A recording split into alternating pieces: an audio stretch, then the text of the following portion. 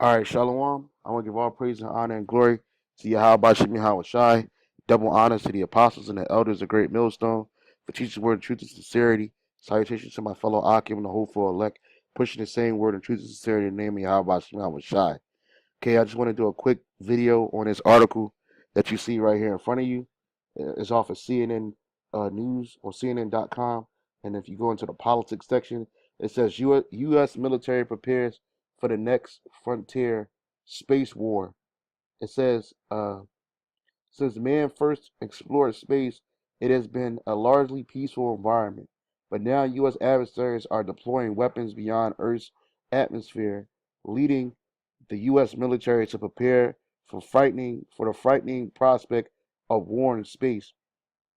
And if you understand anything about the scriptures speak expressively about Esau coming up against the Most High, Yahweh Shema Shai, with the war in heaven. We're gonna get that, but these devils, they're preparing for war, and it's not for each other. They claim it's for each other, but it's really for the fight against Yahweh Shai. All right, and it says, as humans go out there, there has always been conflict in the Wild West as we moved in the West, conflict twice in Europe for its horrible world wars. General John Hayton, head of U.S. Strategic Command, told CNN. So every time humans actually physically move into that, there's conflict, and in that case, we'll have to be prepared for that. Now, when they say humans, remember they're not talking about Jakes. They're talking about Esau. Whenever you hear these Edomites try to refer to humans moving into space, the only people that's moving into space that have the finances to move into space are these Edomites, and they allow these other heathen nations around the bottom, such as Japan and China, to move out there. You know, maybe India, but it's really these Edomites, man. So instead of saying humans, it just says as Edomites go out there, there has always been conflict because wherever Esau goes, he brings conflict, even to space. Why do you think there's so much trash in the space, man? That's not because of Jakes. It's not because of so-called Negroes, Latinos, and Native Americans. It's because of Esau.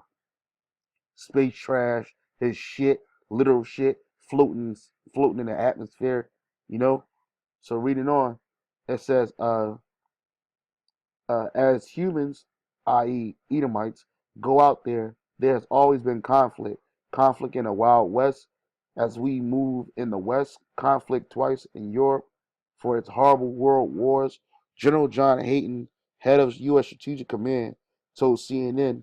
So every time humans actually physically move into that, there's conflict, and in that case, we'll have to be prepared for that. Today, the U.S. depends on space more than any other nation.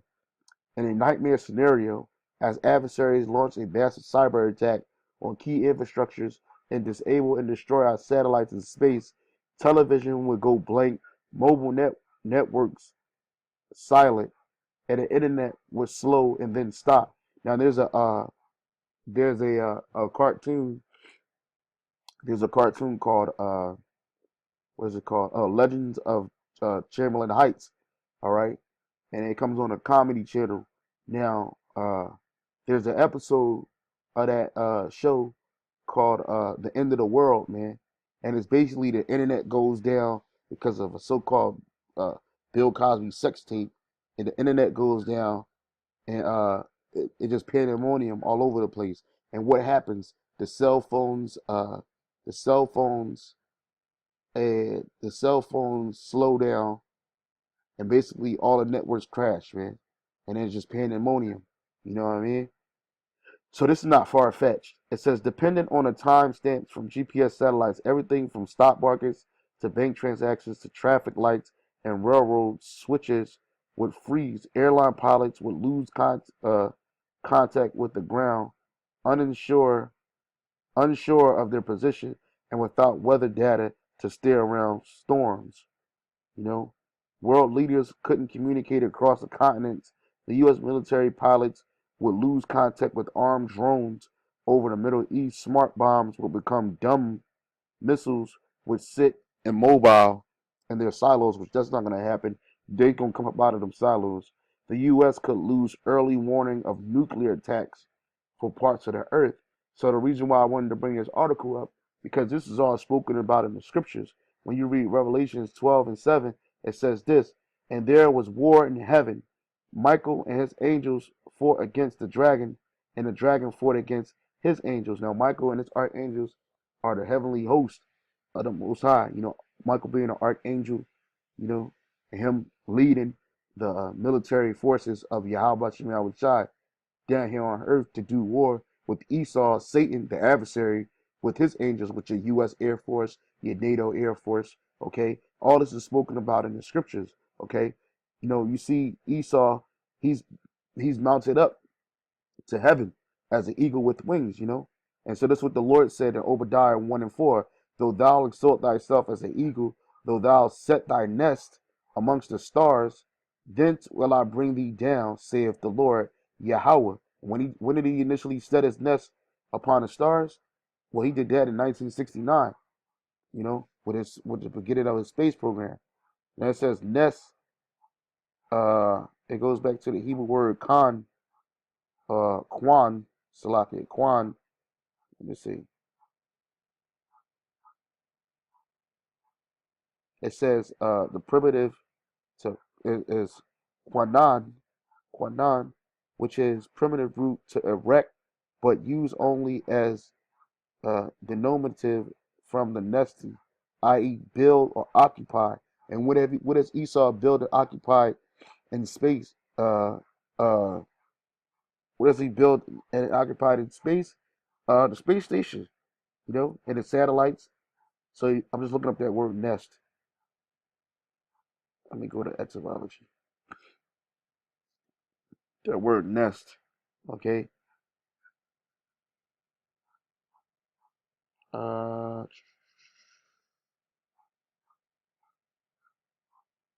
uh, it's not. So basically the same thing. Build a nest.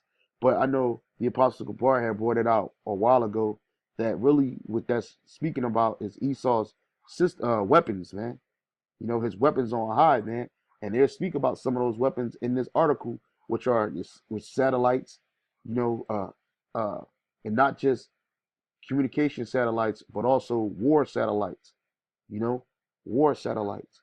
Okay, all right. And so basically, yeah, Esau, you built all of these weapons, your Star Wars program to go to war with Yahweh Shem Shai, man.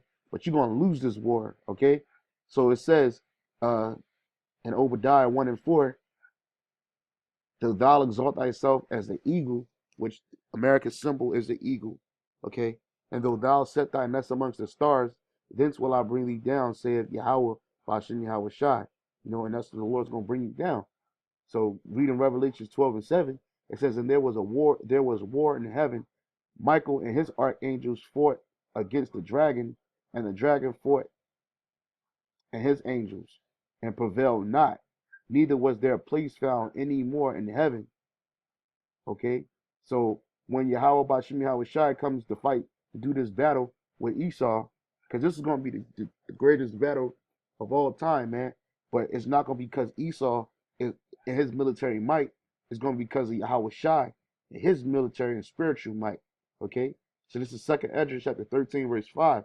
It says, after this I beheld, and lo, there was gathered together a multitude of men out of the number from the four winds of the heavens, which that's NATO. Those are all the NATO troops from all the different nations, man, starting chiefly here in America, to subdue the man that came out of the sea. And that man that came out of the sea is Yahweh Shai. And it says, but I beheld, and lo, he had graved himself a great mountain and flew upon it. This is a chariot. But I would have seen the region of or place whereout the hill was graven, and I could not. And it says, and after this I beheld, and lo, all they which were gathered together to subdue him were sore afraid, and yet durst fight. So all these nations, when they see the power of Yahweh Shai, when they literally see Yahweh Shai standing on top of the chariot, they're gonna be scared to fight, man. But they're gonna fight. The Lord gonna put it in their spirit to fight. And he says that after this I beheld, and lo, all they which gathered together to subdue him were sore afraid, and yet durst fight. And lo, as he saw the violence of the multitude that came, he neither lifted up his hand, nor swore, nor any instrument of war. But only I saw that he sent out of his mouth as it had been a blast of fire, which those are concentrated laser beams, man. Concentrated laser beams out of those chariots, man. Okay? And out of his lips a flaming breath, and out of his tongue he cast out sparks and tempests. And they were all mixed together. The blast of fire, the flaming breath, and the great tempest fell with violence upon the multitude which was prepared to fight, and burnt them up every one, so that upon of a sudden of the innumerable multitude nothing was to be perceived but only dust and the smell of smoke. When I saw this, I was afraid. And so Esau, you got your weapons, that your space wars that you can, that you know, because Esau, his next frontier is space, man. But he's already charted that when you had Reagan speaking about the Star Wars program in the 80s, okay? You had the 1969 NASA space program where they set up a false flag going to the moon, which they never went past the Van Allen belt, but they're preparing for war for who? For Yahweh Shai, man. They'll say, "Oh, alien invasion," or they'll say, to protect from cyber wars." But it's really to protect against the heavenly host, man. Starting off with Yahweh Yahweh Shai. But they're not going to be able to fight this war. They're going to fight, but they're not going to win. You know, they're going to participate, but they're going to lose. All right. So I just wanted to do a quick video on this. It says the U.S. military prepares for the next frontier space war, you know. And hey, man, we're almost at that time, man. We're almost at that time where Yahweh Shem Shai is going to use uh uh this man's military against himself, man. So it says, let me see this real quick. It says, so many took notice in April this year, Work vowed that the U.S. would strike back if attacked in space. Strike back, he added, and knock them out. Which that's his pride. That's his pride. Going back to Obadiah, uh, real quick, Obadiah 1:3, the pride of thine heart have deceived thee. You hear that? This is pride right here, where it says, uh, where it says, let me start up. It says he was proven right when months later U.S. Space Forces were overwhelmed in a mock attack on the U.S. military satellites. So many took notice when in April this year, Work vowed that the U.S. would strike back if attacked in space. Strike back, he added, and knock them out. Well, that's your pride deceiving you, Esau. That's your pride deceiving you, man. The pride of thine heart hath deceived thee, thou that dwellest in the clefts of the rocks, whose habitation is high, that saith in his heart, who shall bring me down to the ground? Well, the who that's going to bring you down to the ground is Yahweh Bashem Yahweh Shai. You're not going to win this fight, Esau. So with that, I want to give all praises and honor and glory to Yahweh Bashem Yahweh Shai. Double honor to the apostles and the elders at Great Millstone for teachers' word and truth and sincerity. Salutations to my fellow Akim, the hopeful elect, the elect pushing his word. Keep pushing. We're almost out of here. Shalom.